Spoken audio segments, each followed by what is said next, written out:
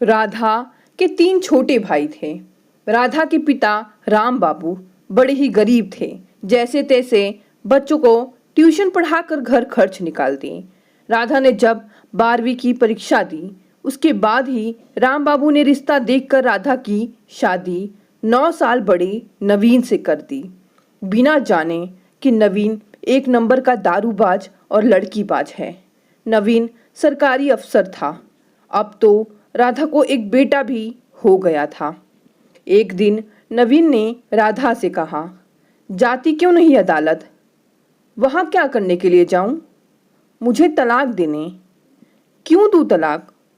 मैं दुष्ट हूँ, मैं तुम्हें खर्चा नहीं देता, तुम्हारे बच्चे को चॉकलेट लाकर नहीं देता, और भी जो जो कुछ तुम चाहती हो उस सब के लिए। ऐसी बातें सुनकर तो राधा टुकुर टुकुर उसका मुंह देखती रह गई। नवीन मुस्कुराते हुए सोफे पर बैठा था और सिगरेट का धुआं छोड़ते हुए छत की ओर देखते हुए बोला, इन लड़कियों को घर में ना लाऊं तो कहाँ ले जाऊं? राधा ने कहा, मैं तो यह कह रही थी कि आप मुझे खाने पीने और कपड़े के लिए कुछ देते नहीं, और जब ये लड़कियां आती हैं तो घर में लहर बहर लग जाती हैं। यह तो तुम ठीक कह रही हो, पर मैं सोचता हूँ कि तुमको मैं क्यों दूं? मांग में सिंदूर लगा देने से और लकड़ियाँ जलाकर उसके साथ चक्कर काट लेने से क्या मैं तुम्हारा देनदार हो गया? आप इस बेटे के बाप हैं, इस पर ही दया कर इसकी माँ को कुछ दे दिया करें। मैं अपनी कसम खाकर कहती हूँ कि कल से एक भी दाना मेरे पेट में नहीं गया। दाने तो मेरे पास बहुत है, पर तुम्हें क्यों खाने को दूं? तुम अपना ठिकाना कहीं और क्यों नहीं बना लेती? घर छोड़ दोगी तो फिर तुमको दूसरी लड़कियों के यहाँ आते और खाते पीते देख दुख नहीं होगा। पर जाऊं कहाँ? अपने बाप के घर जा सकती हो। और यह बच्चा, इसकी मुझे जरूरत नहीं। तो शादी क्यों किया था? पत्नी पाने के लिए किया था, किंतु यह तो अपने आप बिना इच्छा किए ही आ पहुंचा है। अपने पति के इस जवाब का उत्तर राधा नहीं दे सकी। नवीन उसको कई बार कह चुका था कि उसे वह पसंद नहीं है और जहां उसकी सींग समाए वह जा सकती है। आज उसने यह भी कह दिया था कि इस नालायक पति को तलाक दे सकती हो। नवीन अपने काम पर जाने के लिए तैयार था और राधा अपने खाने पीने के लिए उससे पैसे मांगने आई थी। नवीन जाते वक्त कहा, अच्छा एक काम करो, मैं तुमको 500 रुपया देता हूँ। इन पैसों से तुम 4 लोगों के खाने के लिए सामान तैयार करना। एक बोतल विस्की, पनीर टिक्का, नान, प्याज, टमाटर, खीरा, चुकंदर की सलाद। बताओ कर सकोगी? 4 में कौन कौन होगा? मैं, ईशा और रानी, और चौथी तुम। पर 500 रुपये पूरे हो जाएंगे क्या? देखो, 300 की बोतल, 100 रुपये का पनीर, 100 रुपया सलाद के लिए, घी मिर्च नमक मसाला आदि के लिए, और इस समय पेट भरने के लिए। यदि कुछ खाऊंगी नहीं तो यह सब तैयार कैसे करूंगी? अच्छा 100 रुपये और ले लो, पर देखो हिसाब देना होगा। राधा चुप रही। नवीन ने 600 रुपये उसके सामने फेंके और सीढ़ियों से नीचे उतर गया। राधा ने पिछले महीने एक चूड़ी बेचकर महीने भर निर्वाह किया था। इस बार वह दूसरी चूड़ी बेचने वाली थी, जबकि उसके मन में आया कि जीवन बहुत लंबा है, इस प्रकार कब तक चलेगा, और जब सब चूड़ियां बिक जाएंगी और पति देव को पता चलेगा तो वह चोरी करने का आरोप लगा सकता है। तब वह किस किस को बताती फिरेगी कि उसने अपना पेट भरने तथा बच्चे के दूध के लिए यह सब काम किया था।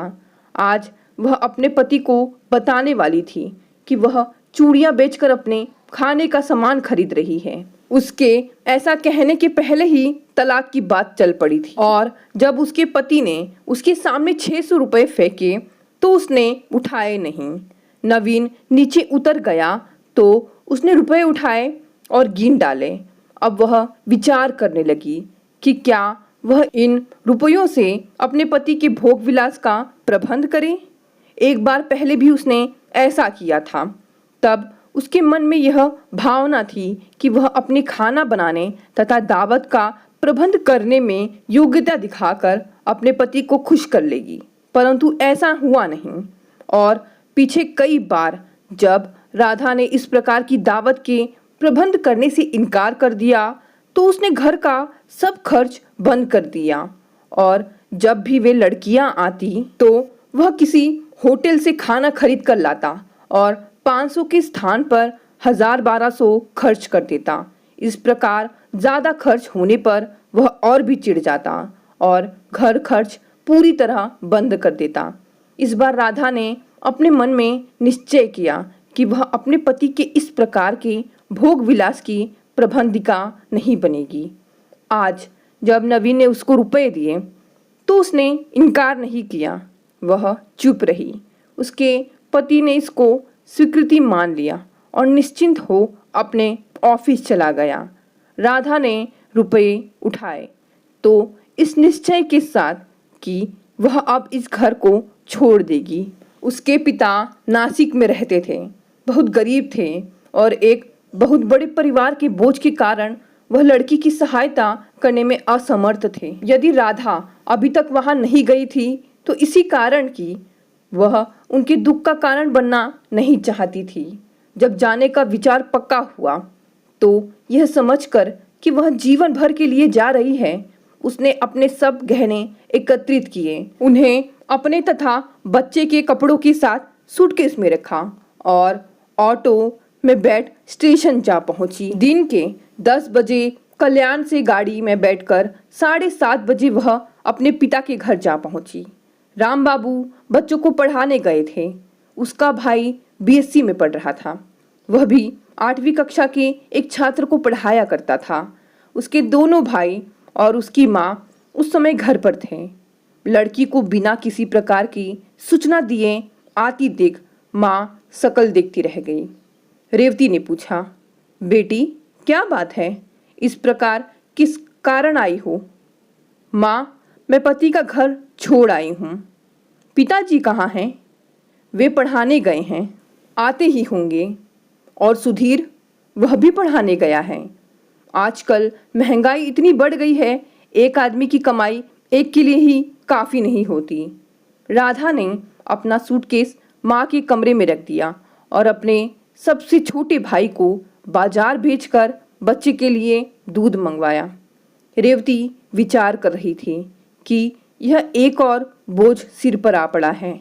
भगवान जाने क्या कर कर आई है जो एकाएक इस प्रकार आ धमकी है। 6 महीने पहले आई थी, उस समय भी अपने पति से परेशान होकर। रेवती रात का खाना बना रही थी, अतः अनुमान से उसने एक व्यक्ति के लिए और आटा छान लिया। एक चतुर गृहिणी की भांति इस महंगाई के युग में वह एक दाना भी व्यर्थ गंवाना नहीं चाहती थी। बाजार से दूध आया तो गर्म कर बच्चे को दिया गया। वह दूध पीकर सो गया। राधा ने पिछले 24 घंटों से भोजन नहीं किया था। अब वह उत्सुकता से रोटी बनने की प्रतीक्षा कर रही थी। इस कारण वह उठी और माँ से बोली, माँ हटो तो, आज मैं पका देती हूँ। राम बाबू जब वापस पढ़ा कर आया, उसने अपनी बेटी को रसोई में रोटी सेकते देखा तो रेवती से पूछा, कैसे आई है राधा? मालूम होता है पति से लड़कर आई है। लड़कर आना तो विचित्र नहीं हो सकता, भय तो इस बात का है कि कहीं घर से निकाल ना दी गई हो। यह आप ही उससे पूछ लीजिए।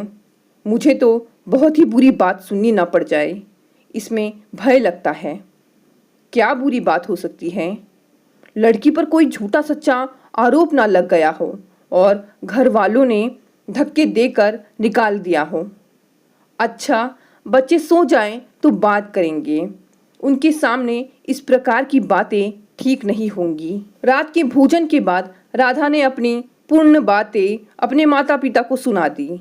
सुधीर उनके पास बैठा सुन रहा था। वह अब घर की समस्याओं को सुन समझकर उनमें सहायता किया करता था। तो अब क्या करोगी? वहाँ भूखे मर जाती, इस कारण यहाँ चली आई हूँ। ये 5 गहने पूरे जीवन भर साथ दे सकेंगे क्या? तुम जानती ही हो कि तुम्हारी अधिक सहायता नहीं कर सकता। पिताजी, मैं यह सब जानती हूँ। यह जानती हुई भी मैं यहाँ आई हूँ आप पर बोझ बनने के लिए नहीं। मैं भी कुछ ना कुछ जरूर करूँगी। सुधीर कहने लगा, पर दीदी, जीजा जी ने ठीक ही तो कहा था कि उनको तलाक दे सकती हो। दे तो सकती हूँ, परंतु मैं देना नहीं चाहती। क्यों? सुधीर, तुम समझ नहीं सकोगे। मैं अब दूसरी शादी नहीं करूँगी। जब शादी ही नहीं करना तो तलाक देने से क्या फ़ायदा होगा? एक बार तलाक हो जाने के बाद पुनः सुलह के लिए कोई स्थान ही नहीं रह जाता। परंतु तुम इस प्रकार कितने दिन तक जीवन चला सकोगी? राधा इस प्रश्न पर मुंह देखती रह गई। इसका उत्तर जानती तो थी, परंतु भविष्य के विषय में कुछ भी कहने और उसमें किसी प्रकार का दावा करने का उसमें साहस नहीं था। तो भी वर्तमान पर ही अपना ध्यान केंद्रित करते हुए उसने कहा, सुधीर, तुम लोग भी तो जीवन संघर्ष कर रहे हो। यहाँ तो माता पिता में झगड़ा नहीं, दोनों आपस में प्रेम से रहते हैं। पर दीदी, हम तो आशा करते हैं कि कुछ ही सालों में हमारी स्थिति बदल जाएगी। 2 सालों में मैं MSc कर लूँगा, फिर दोनों छोटे भी तैयार हो जाएंगे, सब मिलकर रहेंगे। सुधीर, पिताजी ने मुझे भी कुछ पढ़ा दिया था, उसके भरोसे मैं जीवन यापन तथा आगे उन्नति करने की आशा रखती हूँ। मैं भी तुम्हारी भांति आशा कर रही हूँ कि यह बच्चा बड़ा होगा, पढ़ लिख कर कुछ बनेगा, और तब तक तुम बूढ़ी हो जाओगी। तो फिर क्या हुआ? यह तो सुखी हो जाएगा। उसकी सुख सुविधा से मेरे मन को शांति होगी। क्या शांति होगी? यही कि मैंने अपने परिश्रम से अपने पुत्र को संसार में सिर ऊंचा करने के लिए अवसर उपलब्ध कराया। क्यों पिताजी? सुधीर ने निरुत्तर होते हुए अपने पिता की बात को आगे ले चलने के लिए पूछा। आप क्या समझते हैं? बेटा, राधा ठीक कहती है, मैं भी उसके साथ हूँ। पिताजी, आप बड़ों का आशीर्वाद और संरक्षण प्राप्त होता रहा तो यह भी पार ही हो जाएगा। बस कहीं मार्ग से विचलित होने लगूं तो आप सचेत कर दीजिए। सुधीर ने कहा, पर दीदी, इसका पूरा बोझ और कष्ट तो तुम केवल अपने ही कंधों पर उठाने की योजना बना रही हो। उस दुष्ट को क्या सजा मिलेगा? उसे तो तुमने आज़ादी से गुलछर्रे उड़ाने के लिए मैदान खाली छोड़ दिया है। सुधीर, मैं उसके विषय में नहीं सोच रही। मेरी अनुपस्थिति में वो खुशी हो या दुखी, मुझे कोई मतलब नहीं। मैं तो सिर्फ अपने बारे में ही सोचकर और उपाय कर सकती हूँ। दीदी, मैं तो चाहता हूँ कि कोर्ट में तलाक की एप्लीकेशन भर दी जाए और यत्न किया जाए कि बच्चे के पालन पोषण के लिए उनसे खर्चा मिल जाए। राम बाबू ने कहा, इस प्रक्रिया में कम से कम 1 वर्ष लग जाएगा।